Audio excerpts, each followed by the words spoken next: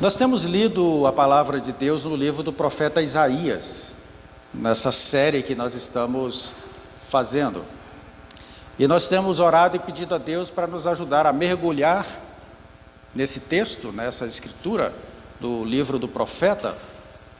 E em mergulhando na direção do Espírito, nós compreendermos a forma como o Senhor chamou o profeta Isaías, como Deus trabalhou na vida desse rapaz e quais as implicações da mensagem de Isaías para o seu tempo, para o nosso tempo, mas muito mais ainda, quais as implicações dessa relação com Deus, como uma pessoa pode ser mudada na sua relação com o nosso Senhor Deus. E eu queria voltar novamente, para a gente compreender melhor a mensagem do profeta Isaías, a gente precisa entender os contextos. Tem um termo alemão que é Sitzenleben.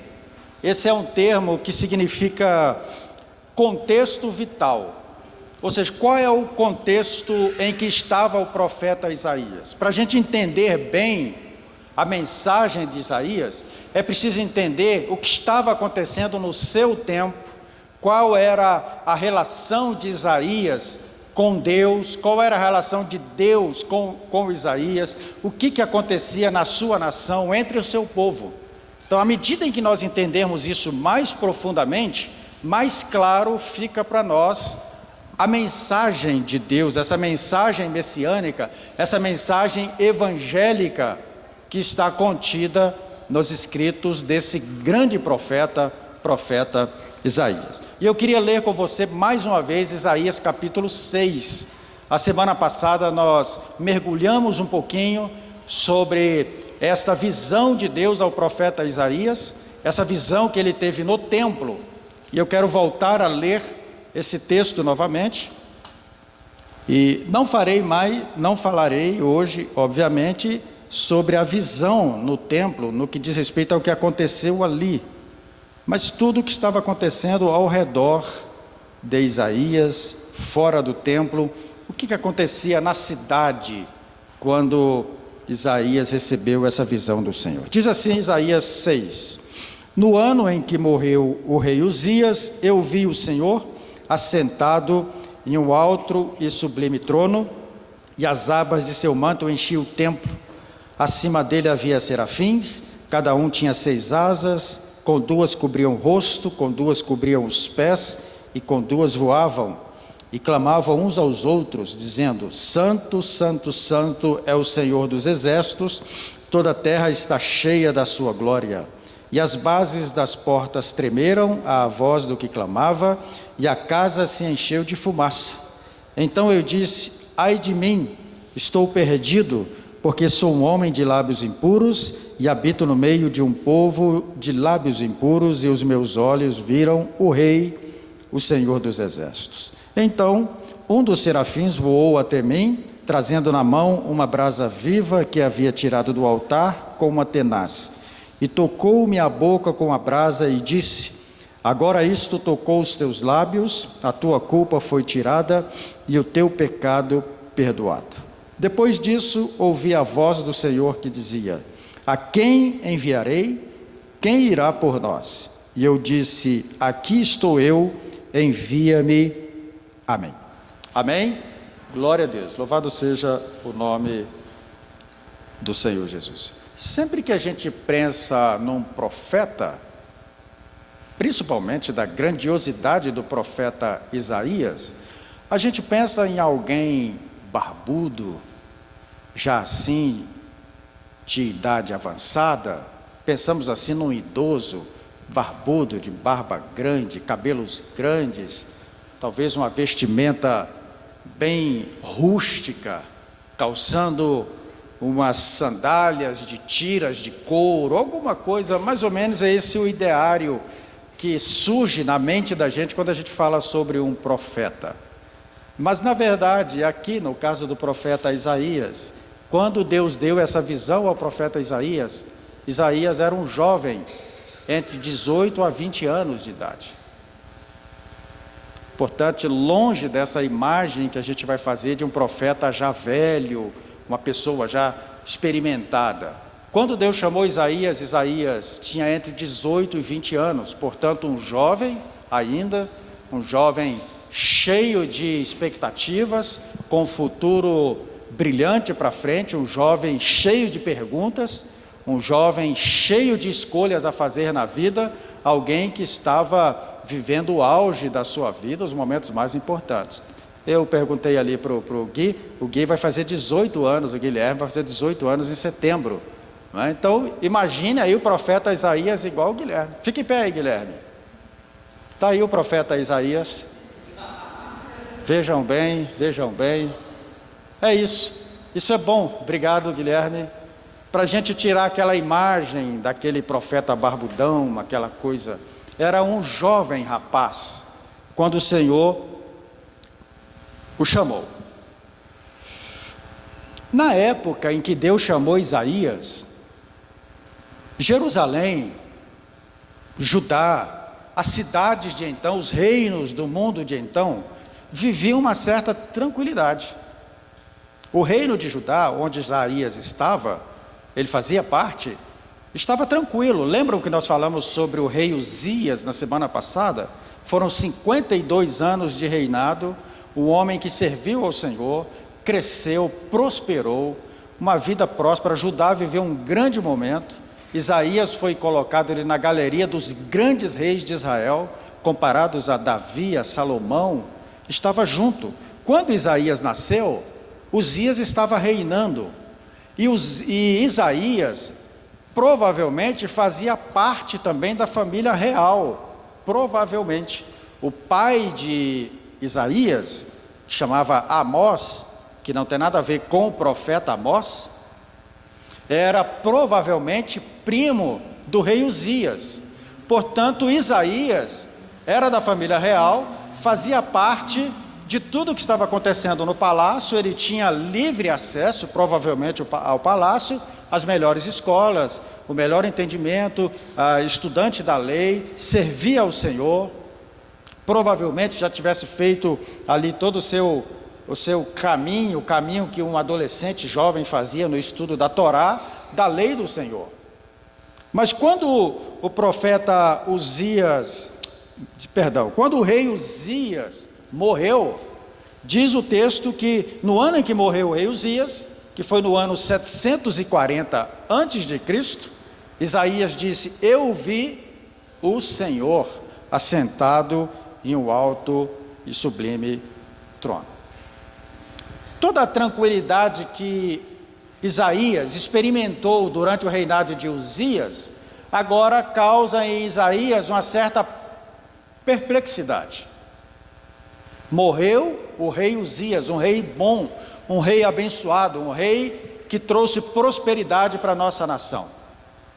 E agora, Isaías, a gente pode compreender, Isaías está triste, Isaías está moribundo, provavelmente Isaías está passando por alguma crise. O rei Uzias morreu.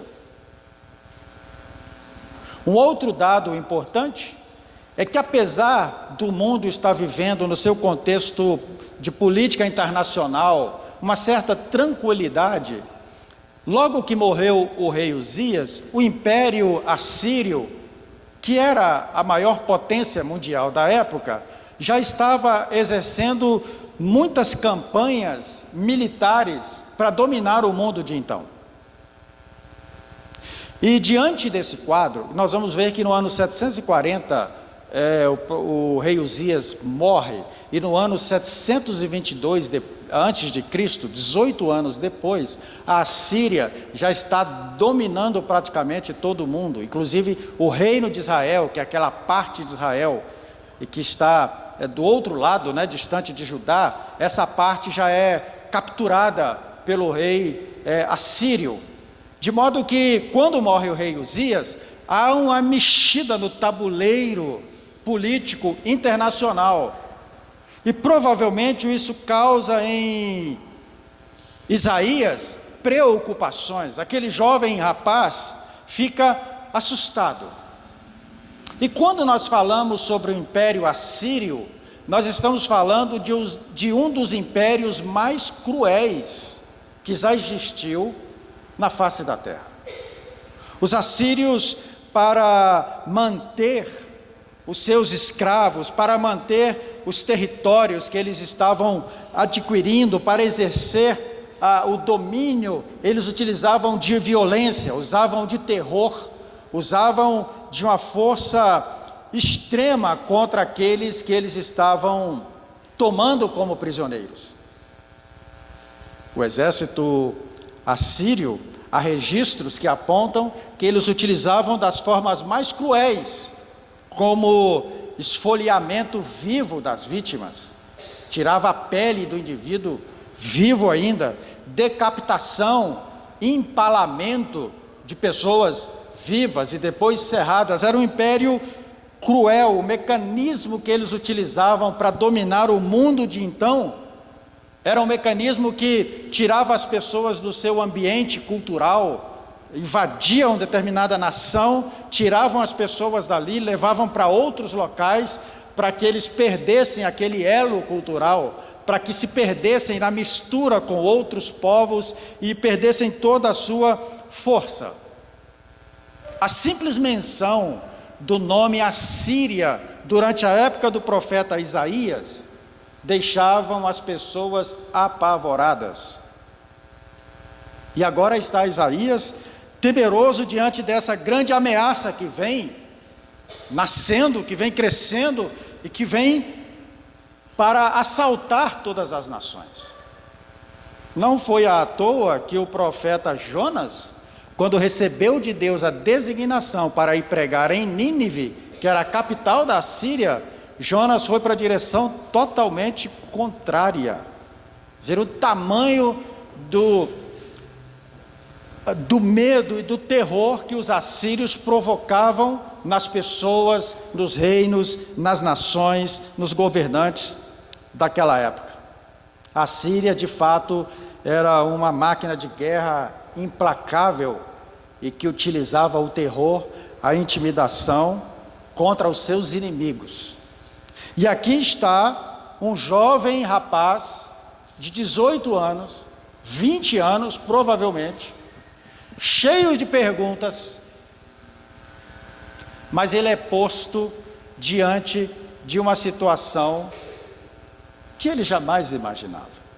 Quando ele vai ao templo, ele tem aquela visão do Senhor. Aquele jovem cheio de perguntas precisa responder a uma pergunta de Deus.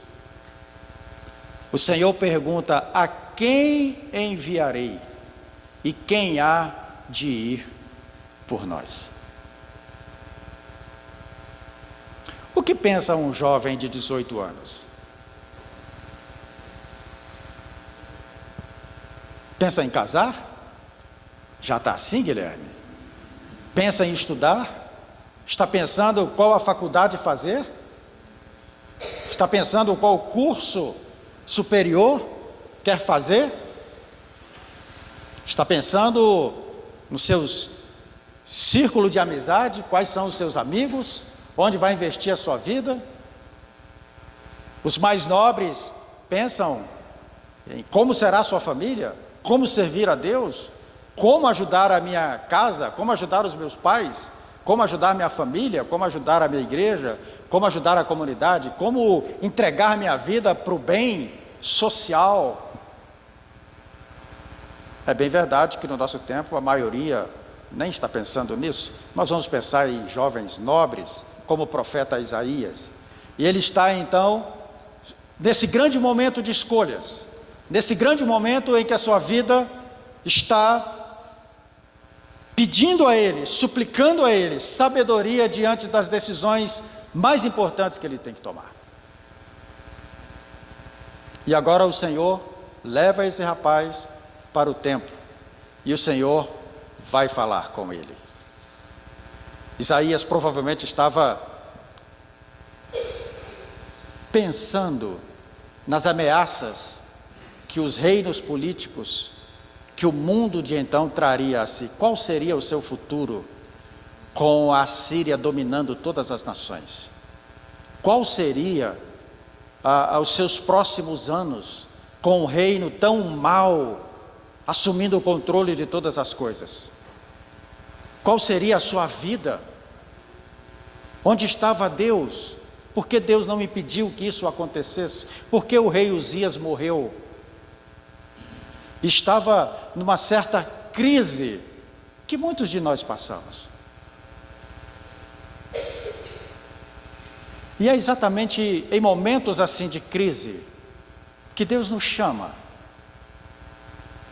É em momentos de crises assim que Deus nos convida para mostrar a nós as nossas fraquezas.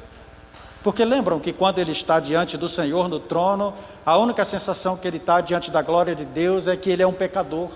Ele diz: ai de mim que eu vou ser destruído, eu sou um pecador. Eu sou um cara de lábios impuros. E os meus amigos todos são também. Às vezes nós somos como uma bexiga. Para exemplificar, já viram uma bexiga, um balão? Quando você enche um balão, ele fica bonito. Você vai enchendo, vai enchendo, vai enchendo. Se você pegar um balão bem cheio e olhar mais próximo ao balão, você vai perceber que ali na sua... na pele que a gente chama ali, o elástico, né, do balão, se você olhar bem próximo quando ele está cheio, você vai perceber que ele tem vários pontos de ruptura. Ele tem vários pontos que ele pode, ali são mais frágeis. À medida em que você enche o balão, os pontos de ruptura vão aparecendo. E ele pode estourar a qualquer momento. Quando acontecem crises na vida da gente, esses pontos de ruptura ficam bem visíveis, bem claros. E é exatamente nessa hora que o Senhor nos chama. Porque o que dá a entender sobre Isaías é que Isaías tinha condicionado a sua vida aos reis humanos. Isaías tinha condicionado o seu futuro ao rei Uzias. Ele estava condicionado toda a sua existência a tudo que estava acontecendo ali. Quando vem uma crise, Isaías agora se vê diante do Senhor, e o que ele percebe é que ele é pecador, e que a coisa agora ele está perdido, e ele vai morrer, e não tem solução. Quantas vezes nós entramos assim também, em períodos de crise na vida da gente, e que a gente pensa, não tem solução, não tem mais jeito, tudo vai acabar, nós estamos perdidos.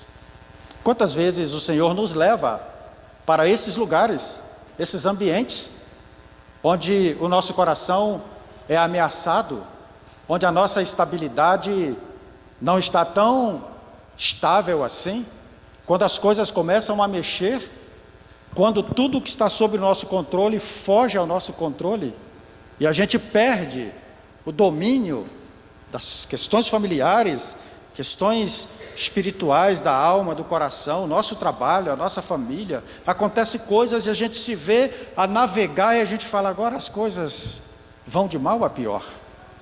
Crises que acontecem no nosso coração, crises da nossa alma, o nosso ser, quando nós, a exemplo de Pedro, né, começamos a andar sobre o mar, mas aí as crises vêm e a gente começa a afundar, os ventos sopram, as tempestades sopram, e a gente começa a afundar. Quem nasceu antes do ano de 2001, vai lembrar muito bem, no dia 11 de setembro de 2001, a queda das Torres Gêmeas. Esse dia provavelmente deve ser inesquecível na mente de muitos irmãos aqui. Na minha mente é um dia assim, marcado. Era uma terça-feira de manhã, eu tinha chegado no meu trabalho, na época era gerente de vendas de uma empresa distribuidora de chocolates, a Mana Leite e Mel. Cheguei cedo para o trabalho, me lembro como hoje, cheguei 8 horas, e aí tive que sair, fui à Zanorte, atender um cliente na Zanorte. Quando eu voltei para a sala, eu tinha uma sala, quando eu voltei para a sala, que eu entrei, nós tínhamos uma TV, e aí, isso era o quê? Quase às 9 horas, quando eu cheguei, está aquele prédio pegando fogo, e a gente, é um prédio que está incendiando. E aí daqui a pouco a outra torre é atingida, e daqui a pouco a gente já ficou sabendo de tudo que estava acontecendo no mundo. E em questão de segundo, tudo que era estável, tudo que estava sob controle, para as pessoas distantes, parece que o mundo começou a se mover. Nós aqui no Brasil, em Brasília, a tantos mil quilômetros de distância, mas parece que no trabalho, o ambiente totalmente modificado. Naquela época, eu estava dando um curso de escatologia no Ministério da Previdência. Tinha um culto no Ministério da Previdência que acontecia toda terça-feira, de 1h a 1h30. Logo após o almoço, o pessoal se reunia numa sala, e eu tinha ido pregar lá algumas vezes, e aí o pessoal pediu para fazer um curso de escatologia. Eu estou fazendo o curso com eles semanalmente. Nessa terça-feira do dia 11 de setembro, quando eu cheguei lá para o curso, para a gente dar continuidade, a sala estava lotada como nunca. E todo mundo assustado, todo mundo apavorado. As pessoas todas, gente chorando, pessoas em pranto, por causa do impacto das notícias, obviamente, que foi muito forte, o impacto das notícias, tudo muito novo, cada hora chegava notícias de mortes e mortes e mortes, e todo mundo tentando entender o que estava acontecendo, e você tinha os agentes que diziam o tamanho, a proporção do que aquilo iria mexer com o mundo, e de fato mexeu com o mundo totalmente mudou, no seu aspecto de segurança, principalmente depois de 11 de setembro. Então muitas vezes nós somos levados para momentos assim, em que o chão mexe, em que as coisas em que nós temos a certeza de que estão certas, não ficam tão certas assim.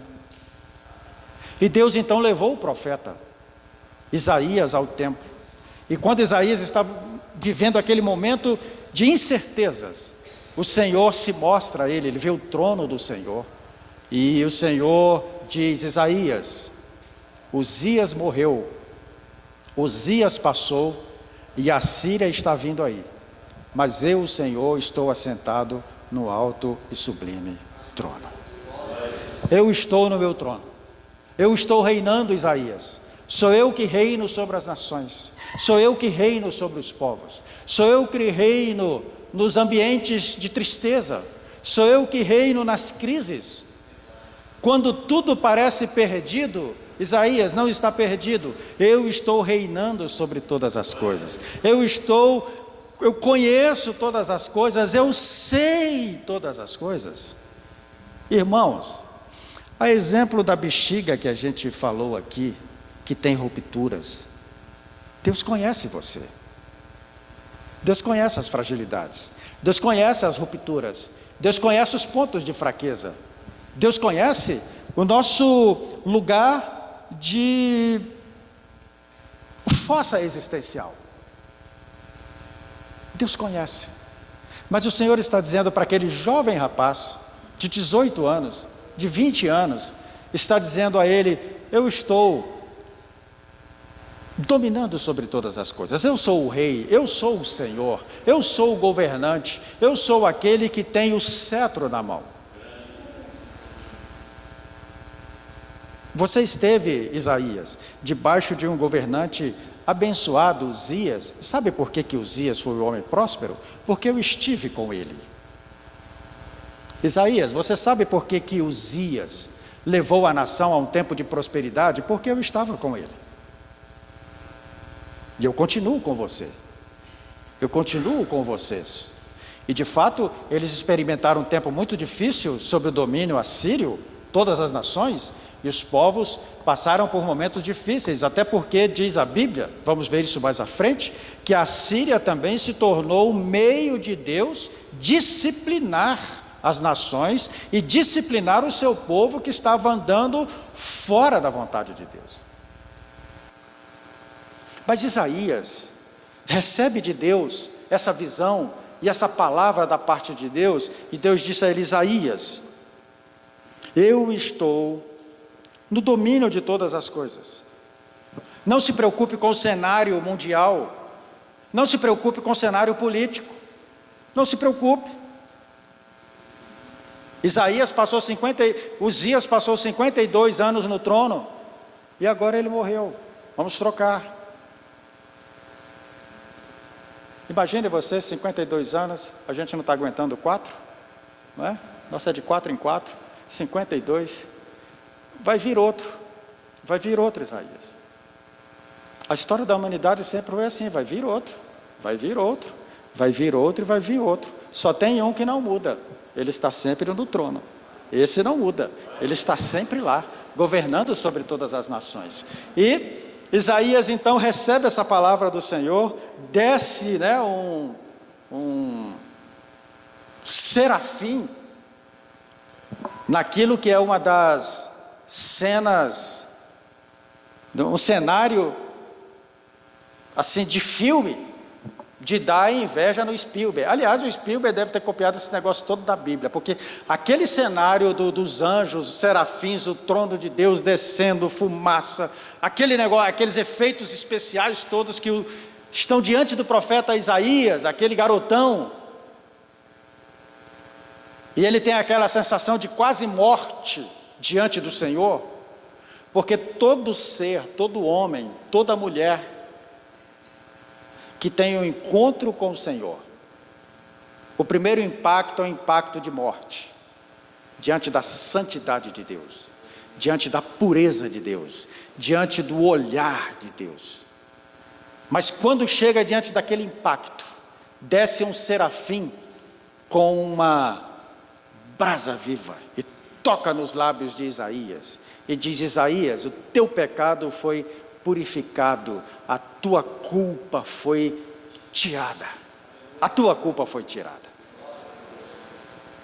Que interessante, irmãos. Bem que Deus podia ter dito a Isaías: Isaías, você está com a língua suja. E nós falamos aqui a semana passada que língua impura de Isaías não é falar palavrão, conquanto isso seja algo feio. Não é apenas ter um palavreado de baixo calão, mas é alguém que utiliza a sua língua para matar. É essa a ideia do texto, língua impura, no sentido de a língua que mata, a língua que tem a intencionalidade de destruir. E quando o anjo vem e toca nos lábios do profeta Isaías, ele é purificado na hora. É engraçado que o Senhor não fala: Isaías, vá fazer uma campanha para ver se você se purifica. Isaías, traga aqui um cordeiro, traga uma pomba, alguma coisa para você se purificar. Não, o Senhor toca Isaías. Quando toca no Isaías e ele se vê purificado, aí ele ouve uma voz que diz: a quem enviarei? E quem há de ir por nós? Que coisa, Deus perguntando. Você já imaginou isso? Deus fazendo perguntas? Deus questionando alguém? Que tipo de pergunta Deus faria? Que tipo de pergunta Deus faria a alguém? O que é que Deus não sabe que ele precisaria falar com alguém? Perguntar para alguém? O que é que Deus não conhece que precisasse talvez perguntar para mim ou para você? Mas ele ouve uma voz que diz: a quem enviarei e quem há de ir por nós? E o que ele disse? Eis-me aqui, eu estou aqui. Um determinado pregador disse o seguinte, que quando Deus fala isso, o texto deixa um pouco, a frase do texto deixa ele um pouco engessado, mas é como se a voz soasse e dissesse: será que tem alguém aqui que possa ir por nós? Deus estava dizendo, proclamando do seu alto e sublime trono: será que tem alguém aqui que possa ir por nós? Aí a trindade de Deus expressa nas 3 pessoas: alguém pode ir por nós? Será que no universo tem alguém? Tem alguém? E o profeta Isaías responde: sim, Senhor, eu estou aqui, pode contar comigo, eu posso ir. Que coisa, Deus estava pedindo uma pessoa. Que coisa interessante, Deus estava pedindo uma pessoa, porque Ele queria e quer alcançar o mundo. Para levar a sua mensagem, a mensagem da segurança, da salvação, Deus estava procurando uma pessoa. E ali estava o profeta Isaías. E Deus quer alcançar pessoas. E para alcançar pessoas, Deus precisa de pessoas que queiram ser a sua voz. E talvez o Senhor esteja dizendo hoje: a quem enviarei? Quem há de ir por nós? De fato, não é que Deus não saiba quem vai ou quem está disposto a ir, não é verdade? Mas é que Deus está procurando pessoas, corações que se entreguem a Ele e que estejam dispostos e prontos para ir, assim como foi Isaías. Depois daquela visão de Isaías, daquele toque do Senhor na sua vida, Isaías não sentiu mais insegurança alguma com relação ao cenário político. A Síria dominou o mundo, fez crueldades, matou inúmeras pessoas, o culto foi abandonado, os sacerdotes abandonaram o Senhor, virou uma rebelião total. Mas o profeta Isaías, depois de tocado pelo Senhor, aquele jovem rapaz, continua servindo a Deus de todo o seu coração. De fato, o Senhor, nessa relação com Isaías, dá-nos a entender que Deus precisa, não no sentido que Deus não será Deus se eu não receber ou não responder. Não, Deus é Deus. Se eu responder ao chamado ou não, Ele é Deus sobre todas as coisas. Mas quem é que está disposto a se render, a servir, a ser a palavra de Deus, a ser a voz de Deus no mundo? Naquela época de Isaías, Deus não precisava mais de um rei, mas Ele precisava de pessoas que pudessem levar aos outros a verdadeira mensagem de esperança, a verdadeira mensagem de amor. E Deus está nos esperando. Deus está esperando você. Deus está esperando a cada um de nós. E me parece que a primeira coisa que nós precisamos fazer para receber o chamado do Senhor e para nos dedicarmos de fato à vontade de Deus, que a vontade de Deus é enviar, e junto com a vontade de Deus enviar, é preciso da vontade daqueles que querem ser enviados pelo Senhor. Essa conexão faz com que haja o testemunho enfático, o testemunho da glória de Deus. Mas como Isaías, nós precisamos também não estarmos condicionados a nenhum reinado humano, a não estarmos condicionados a nenhum tipo de estabilidade que seja humana, a não estarmos condicionados a nada que humanamente crie para nós um lugar de segurança. A nossa segurança é o Senhor, o nosso lugar de descanso é o Senhor, o nosso porto seguro. A única pessoa que pode garantir a nós estabilidade e segurança, como disse aqui o Israel no início da celebração, porque não há nenhuma condenação para os que estão em Cristo Jesus, mas não está dizendo não há nenhum tipo de tribulação, está falando que não há nenhuma condenação. Mas em Cristo Jesus, no lugar seguro, a tribulação não nos arrebata, não nos ameaça, ela não nos destrói, mas nos fortalece, para que a gente siga como a voz de Deus e o testemunho de Deus na humanidade.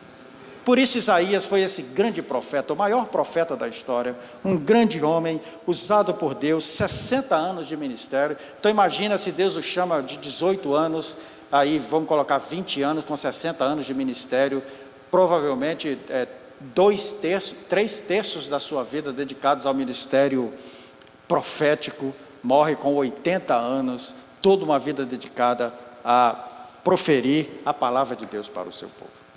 Então o Senhor reina, irmãos, amém? O Senhor está reinando, o Senhor reina sobre as nações, o Senhor reina sobre os povos, o Senhor reina sobre todas as pessoas. O Senhor é aquele que nos chama para viver para Ele, para nos dedicarmos a Ele, e o Senhor nos chamou para dizer que, por mais instável que as coisas sejam, ou pareçam ser, o Senhor é a nossa segurança, o Senhor é a nossa resposta, é o Deus da nossa vida. Amém?